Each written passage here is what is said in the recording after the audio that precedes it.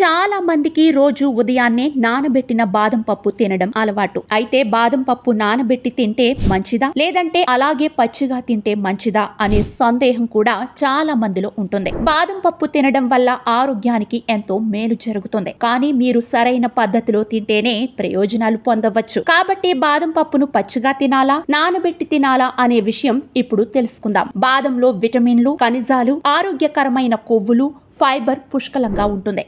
అంతేకాకుండా బాదంలో calcium, phosphorus కూడా ఉన్నాయి. ఇవి శరీరానికి పోషకాలను అందిస్తాయి. బాదం పప్పును ఉదయాన్నే పరగడుపున తీసుకుంటే మరిన్ని ప్రయోజనాలు పొందవచ్చు. ఇందుకోసం రాత్రి పడుకునే ముందు కొన్ని బాదం పప్పులను నీళ్లలో వేసి నానబెట్టాలి. తర్వాత వాటిని తొక్క తీసి ఉదయం పూట ఖాళీ కడుపుతో తినాలి. అలాగే బాదం పప్పును స్నాక్ గా కూడా తినవచ్చు. పచ్చి వాటి కంటే నానబెట్టిన బాదం శరీరానికి ఎక్కువగా మేలు చేస్తుంది. అలాగే బాదం షేక్ చేసి కూడా తాగొచ్చు. కానీ బాదంలో క్యాలరీలు ఎక్కువగా ఉంటాయి. అందువల్ల బరువు పెరగడానికి దారి తీయవచ్చు. అందుకే వీటిని పరిమితంగా మాత్రమే తీసుకోవాలి. నట్ ఎలర్జీ ఉన్నవారు వాటిని తీసుకునే ముందు వైద్యుణ్ణి సంప్రదించడం మర్చిపోకూడదు. ఎలర్జీ ఉన్నవారు వీటికి దూరంగా ఉండటం బెటర్.